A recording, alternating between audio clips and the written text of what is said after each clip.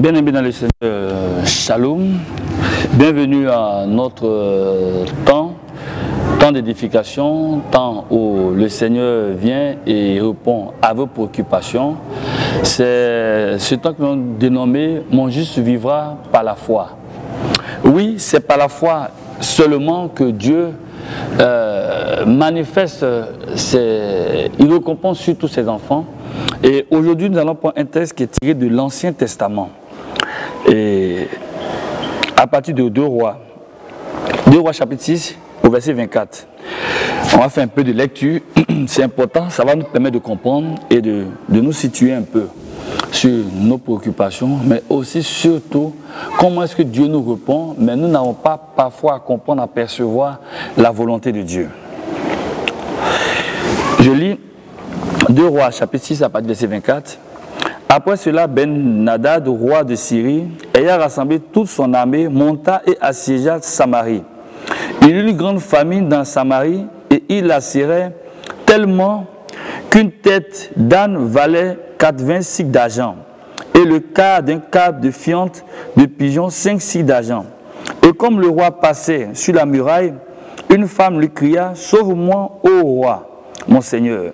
Il répondit « Si le Seigneur ne te sauve pas, avec quoi te sauverai-je? Avec le produit de l'air du pressoir ?» Et le roi lui dit, « Qu'as-tu » Elle répondit, « Cette femme-là m'a dit, donne ton fils, nous le mangerons aujourd'hui, et demain nous mangerons mon fils. Nous avons fait cuire mon fils, et nous l'avons mangé. Et le jour suivant, je lui ai dit, donne ton fils, et nous le mangerons. Mais elle a caché son fils. » Lorsque le roi entendit les paroles de cette femme, il déchira ses vêtements en passant sur la muraille. Et le peuple vit qu'il avait en dedans un sac sur son corps. Le roi dit, que Dieu me punisse dans toute sa rigueur, si la tête d'Élisée, fille de Shaphat, reste aujourd'hui sur lui. Or, Élisée était assis dans sa maison et les anciens étaient assis auprès de lui. Le roi envoya quelqu'un devant lui. Mais avant que le messager soit arrivé, Élisée dit aux anciens, « Voyez-vous que ce fils d'assassin envoie quelqu'un pour m'ôter la vie. Écoutez, quand le messager viendra, fermez la porte et repoussez-le avec la porte. Le bruit des pas de son maître ne se fait-il pas entendre derrière lui ?» Il leur parlait encore et déjà le messager était descendu vers lui et disait, « Voici, ce mal vient du Seigneur, qu'ai-je à espérer encore du Seigneur ?» Élisée dit, « Écoutez la parole du Seigneur, et ainsi parle le Seigneur. Demain à cette heure, on aura une mesure de fleurs de farine pour un cycle et 2 mesures d'orge pour un cycle à la porte de Samarie. » L'officier, sur la main duquel s'appuyait le roi, répondit à l'homme de Dieu, « Quand le Seigneur fera des fenêtres au ciel, pareille chose arriverait-elle » Élisée dit, « Tu le verras de tes yeux, mais tu n'en mangeras point. » Amen. Que Dieu bénisse sa parole au nom de Jésus. Donc, il a fait un petit résumé déjà du contexte historique. Nous sommes au temps du prophète Élisée. Et en ce temps, la Bible déclare que le roi de Syrie, il a assiégé toute la Samarie. La Samarie est une très grande ville, mais je trouve que Samarie est assiégée. Mais si Samarie est assiégée, les gens ne peuvent pas sortir, ne peuvent pas rentrer. Donc, ils ne peuvent pas avoir de nourriture. Et ce qu'ils avaient déjà à leur sein, ils avaient déjà tout fini. Et c'est ainsi qu'une famine s'est déclenchée. Pourquoi la famine est venue? Parce qu'ils ont été assiégés. C'est comme toi. Parfois, tu es là, tu ne comprends pas, tu n'as pas d'entrée. Rien ne rentre. Tu ne vois pas de lueur d'espoir. Parfois, tu as l'impression que tu traverses un temps de sécheresse. Oui, on va parler d'une famine. Mais elle n'est pas seulement physique, elle peut être d'ordre spirituel. Ça veut dire quoi? Ça veut dire que par moment, tu es... Et puis, il peut y avoir des forces occultes, des forces mystérieuses qui bloquent ou qui minent ta vie. Mais comme ça peut être un phénomène purement physique, parce que nous ici, dans notre pays, nous avons connu beaucoup d'événements, même des temps de guerre, où même pour manger c'était compliqué, c'était difficile. Donc quand parfois on parle de d'un territoire qui est assiégé, ceux qui ont vécu ce temps se rappellent un peu comment les choses se passaient. Parce que parfois, la nourriture commence à flamber. Et c'est le cas au niveau de la Samarie. La Bible déclare, je vais prendre des exemples simples pour pouvoir illustrer ce que je suis en train de dire. C'est comme par exemple, ici à Abidjan, pendant un temps de guerre, ça ne va pas. Et puis le sac de riz, qui pourrait peut-être coûter 15 000, se retrouve à 50 ou même à 100 000. Mais si un sac de riz devient 50 ou à 100 000, mais combien de familles pourront manger? Et quand c'est comme ça, la famille commence à sévir, la faim commence à se manifester. Et les gens sont là, et puis, mais parce que tout devient cher. Non seulement c'est cher, mais il n'y a pas. La nourriture devient rare, mais il n'y a même plus d'argent. Donc ça ne va pas. Et qu'est-ce que les gens font? Comme ces deux femmes qui se lèvent, elles n'ont plus rien à manger. Les gens se comportent maintenant comme des animaux. Le côté animal commence à ressortir. Là, on va prendre ton enfant, on va le manger. Mais c'est que l'homme a perdu sa dignité. À cause de quoi? À cause de la faim. C'est pourquoi les gens disent que la faim, comme on le dit le proverbe, celui qui a faim n'est pas libre. Mais ça nous pousse à faire des choses que nous-mêmes on ne peut pas imaginer. Mais ça veut dire que l'homme, il a toujours besoin de se nourrir. Il a toujours besoin d'avoir ce qu'il faut pour sa nourriture. C'est ainsi que le roi se lève. Et le roi accuse qui? Il accuse le prophète Élisée. Mais pourquoi on accuse le prophète Élisée? Mais parce qu'on se dit que s'il y a des prophètes quelque part, c'est qu'ils peuvent faire entendre la parole de Dieu, c'est qu'ils peuvent manifester la présence de Dieu. Mais pourquoi depuis, il y a la famine et Dieu ne parle pas? Mais si Dieu ne parle pas, c'est à cause des prophètes. Mais au lieu d'accuser des prophètes, est-ce que l'homme même qui accuse le prophète, il se remet en cause pour savoir s'il y a famine, c'est parce que peut-être il n'a pas bien fait ce qu'il devait faire et c'est certainement la conséquence de ces actes qu'il a posés qui ont amené la famine. On ne se remet pas en cause, mais qu'est-ce qu'on fait? On accuse les autres. C'est ainsi que le roi et sa suite, ils vont chercher Élisée pour comprendre. Et Élisée, comme c'est un homme averti, avant même que le roi n'arrive, il avait déjà prédit que le roi allait venir. Ça veut dire que lui-même, il s'inquiétait de la situation, donc déjà, il avait déjà commencé à prier pour ça. Et quand le roi est venu, il lui a simplement dit, demain, à cette même heure, le sac de riz qui coûtait entre 50 et 100 000 ne va plus coûter entre 50 et 100 000.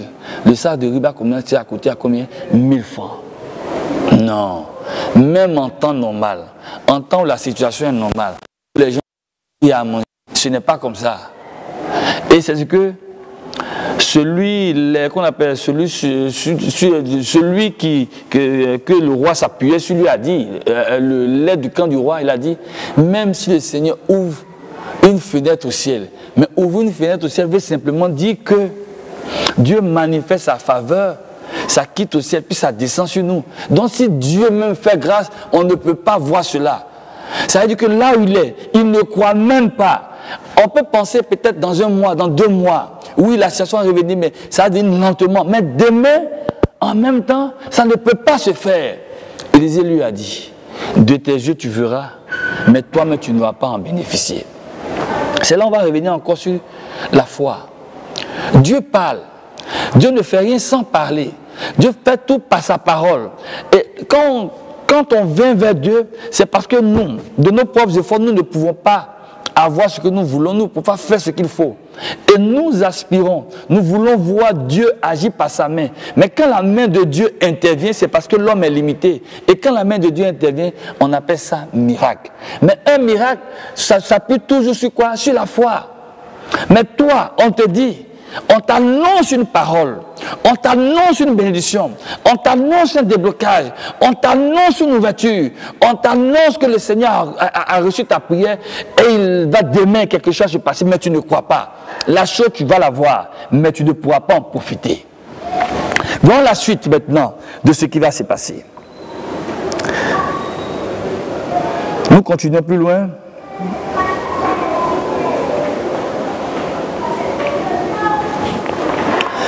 Le verset, il dit au chapitre 1, chapitre 7, verset 1, écoutez la parole du Seigneur. Ainsi parle le Seigneur, demain à cette heure, on aura une mesure de fleur de farine pour un cycle de mesure et 2 mesures d'orge et pour un cycle à la porte de Samarie. L'officier, sur la main duquel s'appuyait le roi, répondit à l'homme de Dieu: quand le Seigneur ferait des fenêtres au ciel, pareille chose arriverait-elle? Élisée lui dit: tu verras la chose de tes yeux, mais tu n'en mangeras pas. Et verset 3, il y avait à l'entrée de la porte 4 lépreux qui se disent l'un à l'autre: quoi? Resterons-nous ici jusqu'à ce que nous mourions? Si nous songeons à entrer dans la ville, la famine est là et nous y mourrons. Et si nous restons ici, nous mourrons également. Allons nous jeter dans le camp des Syriens. Si nous laissent vivre, nous vivons. Si nous font mourir, nous mourrons. Il partit donc au crépuscule pour se rendre au camp des Syriens. Et lorsqu'il fut arrivé à l'entrée du camp des Syriens, voici, il n'y avait personne. Le Seigneur avait fait entendre dans le camp des Syriens un bruit de chars et un bruit de chevaux, le bruit d'une grande armée. Et ils s'étaient dit l'un à l'autre: voici, le roi d'Israël a pris à sa solde contre nous les rois des Hétiens, les rois des Égyptiens, pour venir nous attaquer. Et ils se levèrent et prirent la fuite au crépuscule, abandonnant leurs tentes, leurs chevaux et leurs ânes. Le camp tel qu'il était, et ils s'enfuirent pour sauver leur vie. Les lépreux étant arrivés à l'entrée du camp, pénétrèrent dans une tente, mangèrent et burent et emportèrent de l'argent et l'or et des vêtements qu'ils allaient cacher. Ils revinrent pénétrer dans une autre tente. Ils empochaient des objets qu'ils allaient cacher. Puis ils se disent l'un à l'autre: nous n'agissons pas bien. Cette journée est une journée de bonnes nouvelles. Si nous gardons le silence et nous attendons jusqu'à la lumière du matin, le châtiment nous atteindra. Venez maintenant et allons informer la maison du roi. Ils partirent et ils appelèrent les gardes de la porte de la ville, auquel il fit ce rapport: nous sommes allés dans le camp des Syriens et voici, il n'y a personne, on n'entend aucune voix d'homme. Il n'y a que des crières, et il transmit ce rapport à l'intérieur de la maison.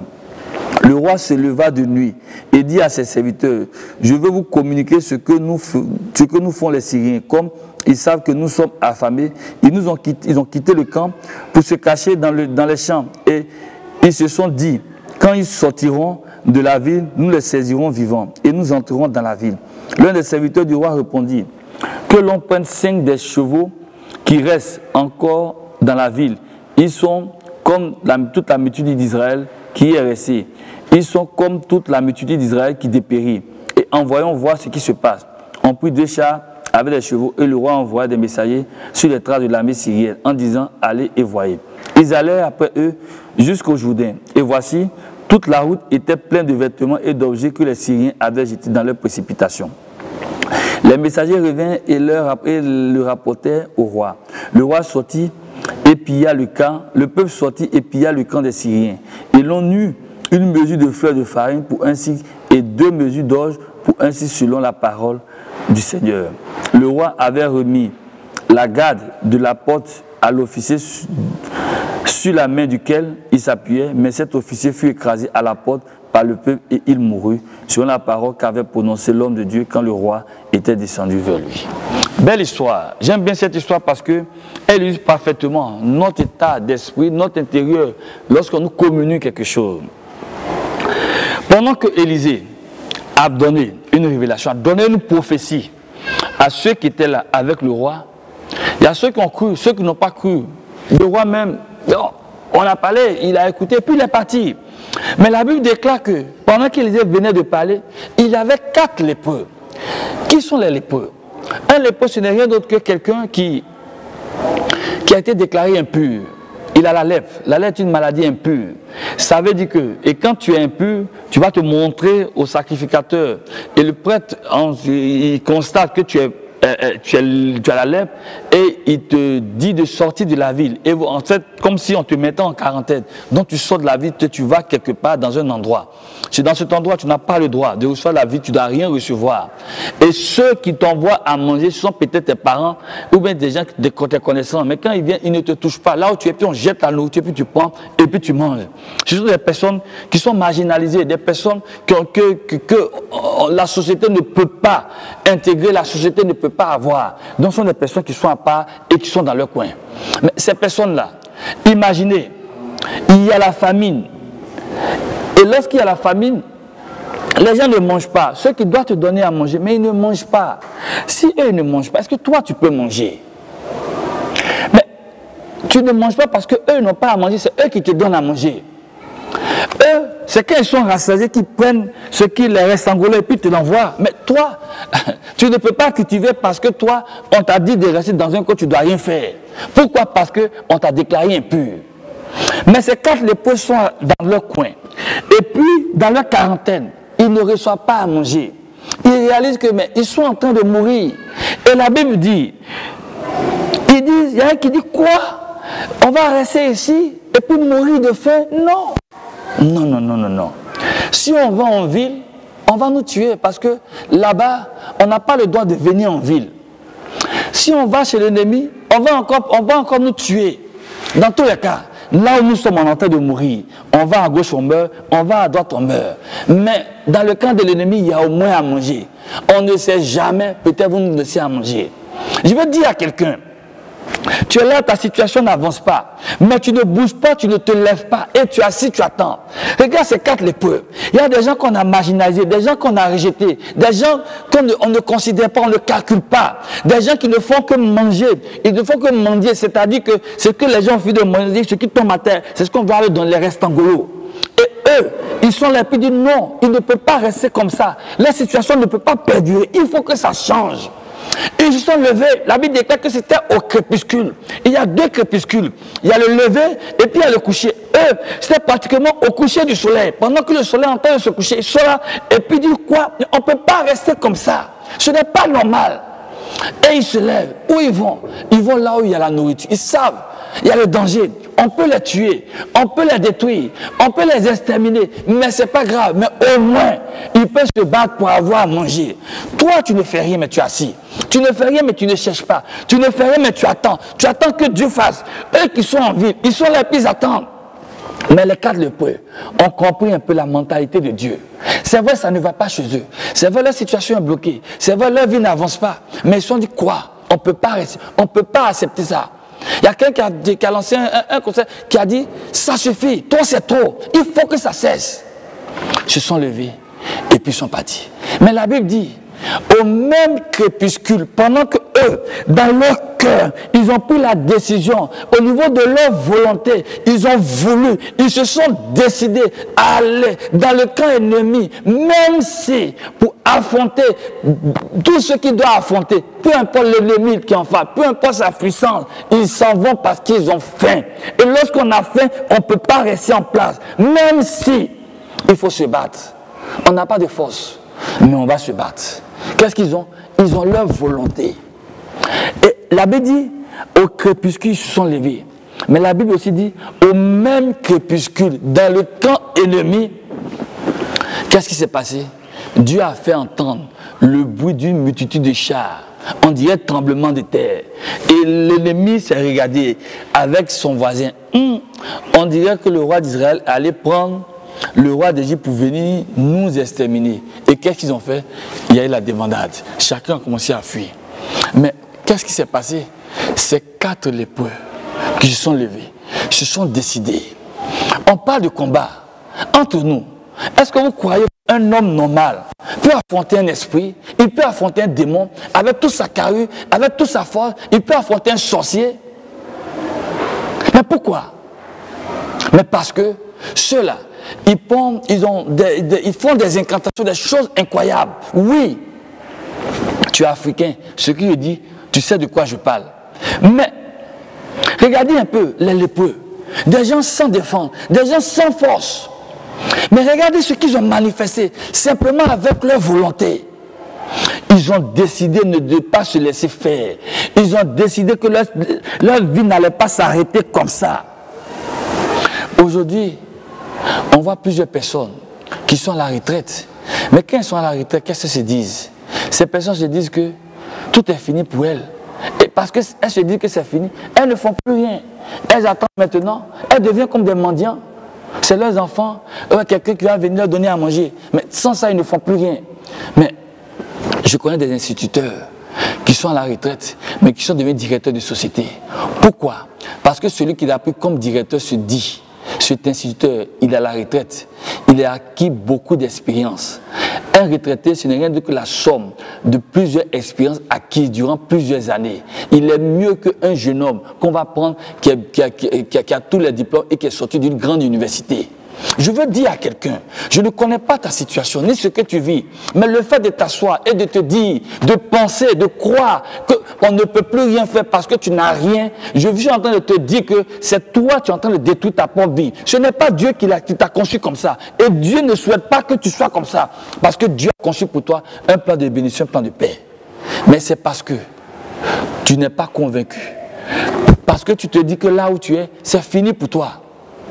Tu ne peux plus rien faire. Mais qui te dit que tu ne peux plus rien faire? Mais le lépreux, il n'a pas de main pour travailler. Ses mains sont malades parce que c'est affecté par la maladie. C'est quelqu'un qui est rejeté, qui est marginalisé. Mais il n'a même pas regardé le fait que ce qu'on pense de lui, ce qu'on dit sur lui, il sait d'une chose, il ne peut pas mourir. Tu peux décider toi aussi. Et parce que tu es chrétien, et parce que tu as une volonté, Dieu va t'accompagner dedans. Regardez les lépreux, ils ont décidé, parce qu'ils ont décidé, on a entendu le bout d'une grande armée. Ça veut dire, même avec ton infimité, avec tes infimités, avec le fait que tu te dis que tu es très faible, tu n'as pas de force, devant quelqu'un qui a toute la connaissance, qui a plein d'argent, ou bien qui c'est un sorcier, ou bien je ne sais pas ce que tu crois de lui. Peu importe sa carrure, peu importe sa force, peu importe sa dimension, peu importe ses connaissances ou ses richesses, toi, avec ta volonté, en t'appuyant sur Dieu, je suis convaincu que ta situation peut s'améliorer et peut se décanter. Donc arrête de t'asseoir et arrête de pleurer. Les lépreux là ne pleuraient pas. La Bible dit que mon juste vivra par la foi. Est-ce que tu crois en Dieu? Est-ce que tu es convaincu que Dieu, tu as donné ta vie à Dieu? Saint Paul dit, quand je suis faible, c'est en ce moment que je deviens fort. Mais pourquoi? Parce que Christ vit en moi. Mais comment Christ peut vivre en toi et puis permettre que toi tu sois comme ça, en train de mourir? C'est vrai, tu es malade, mais tu ne te décides plus à vivre. Pourquoi parfois, lorsqu'on va à l'hôpital et puis quelqu'un est dans le coma, le docteur dit, il dit, plus ça dépend de celui qui est couché. Mais quelqu'un qui est couché, comment est-ce que ça peut dépendre encore de lui? Mais parce qu'il a encore une volonté. Parce que là où il est, il pense encore. S'il veut se battre, il veut s'accrocher à la vie, alors quelque chose peut se passer pour lui. Je te dis simplement, tout dépend de ce à quoi tu crois. Tout dépend de ce sur quoi tu t'accroches. Est-ce que la vie pour toi, elle vaut la peine d'être vécue, ou bien tu veux te suicider? J'ai envie de te suicider, j'ai un couteau, je peux te donner, j'ai même un pistolet, tu vas te tuer. Mais si tu te dis que toi, tu es un chrétien, alors sache une chose, si là où tu es, tu te laisses faire par l'atmosphère autour de toi, c'est que tu es un lâche, tu es un peureux, tu es un poltron. Les lépreux, ils n'ont pas regardé leur situation. Le lépreux regardait seulement. Il s'est dit seulement, il peut s'en sortir. Il n'avait qu'une seule issue, c'est quoi? Aller dans le camp ennemi. Mais dans le camp ennemi, on meurt, oui. Mais même chez ses semblables aussi, il meurt.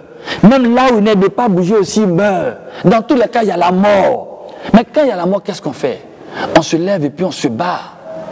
Tu ne sais pas d'où la force peut venir, d'où la grâce de Dieu peut se manifester. Mais quand il y a en toi quelque chose sur laquelle tu peux encore t'accrocher, il faut encore continuer de te battre. C'est pourquoi les gens disent, tant qu'il y a la vie, il y a encore de l'espoir. Donc il faut encore que tu te battes. Et moi, je te dis simplement, quand tu as la foi, il y a encore de la vie. Et quand il y a la vie, ça veut dire que Dieu peut encore débloquer une situation pour toi. Il n'est pas encore tard. Non. Voilà des gens qui sont des lépreux. Mais un lépreux, c'est un infime. Il nous donne une leçon. Simplement pour nous dire, ils sont lépreux. Ils étaient marginalisés. Ils étaient rejetés. Mais c'est à cause de la bénédiction rentrée dans la ville. C'est à cause de qu'aujourd'hui, cette ville-là de Samarie, tous les gens ne sont pas morts. C'est à cause d'eux que encore les gens sont restés, ils ont commencé à chanter gloire à Dieu. Toi aussi, à cause de toi, le miracle est encore possible pour ta famille. Toi qu'on ne considère pas, à cause de toi, ta famille peut s'en sortir. À cause de toi, des portes peuvent encore s'ouvrir pour ta famille, même si Tu es la risée de tout le monde. Même si on ne croit pas en toi, les gens peuvent ne pas croire en toi. Toi-même, tu peux ne plus croire en toi. Mais laisse-moi te dire que Dieu croit en toi. Et parce que Dieu croit en toi, tu as encore cette grâce de pouvoir te lever et de toujours te battre.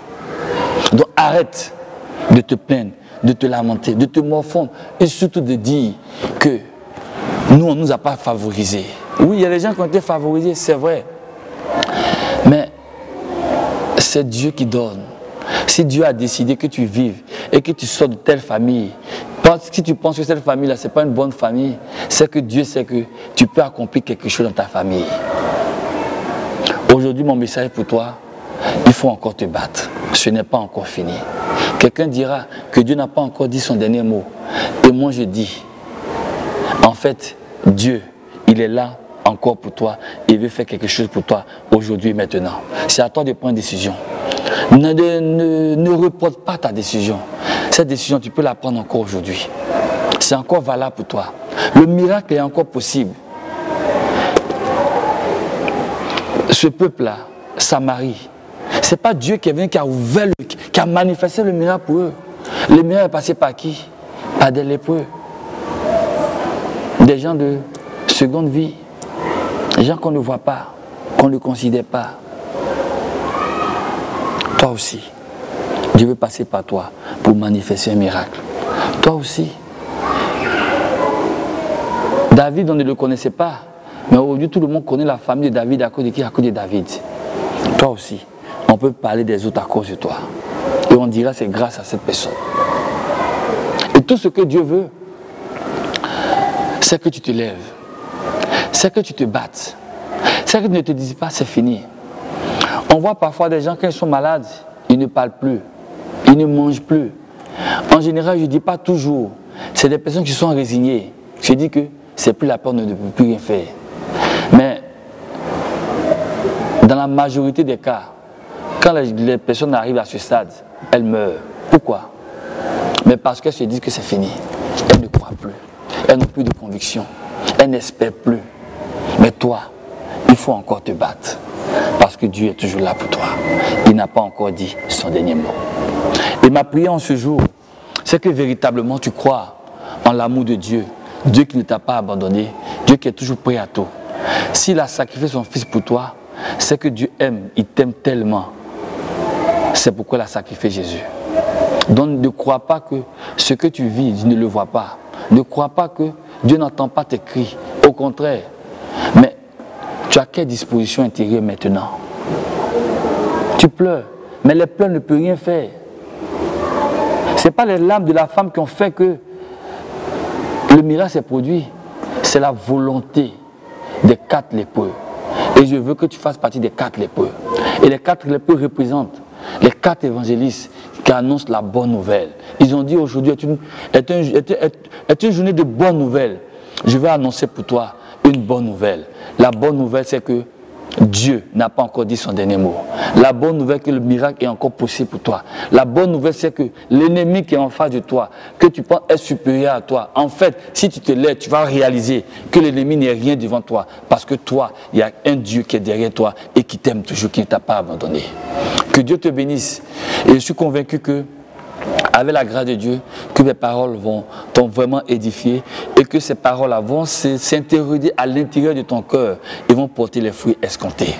Que Dieu te bénisse, que Dieu te fortifie, que Dieu fasse en sorte que tu ne relâches pas, que tu n'abandonnes pas, que tu crois toujours que c'est encore possible et c'est encore possible. Que Dieu te bénisse. Nous allons retrouver pour un autre temps, dans notre temps, mon juste vivra par la foi. Vis par la foi. Par la foi seule, tu dois vivre. La foi, c'est la ferme assurance des choses qu'on espère, la démonstration de celles qu'on ne voit pas. Ce qu'on ne voit pas, c'est Dieu. Ce qu'on croit et qu'on voit, c'est toi. C'est ce qui est dans ton cœur. C'est ce que tu dois manifester. Tu dois manifester encore l'espoir. Que Dieu te bénisse, que Dieu te fortifie. Que Dieu permette que tout ce que tu es en train de faire, tu puisses persévérer et te dire que Dieu peut encore le faire et il va le faire pour toi. Sois béni au nom de Jésus-Christ.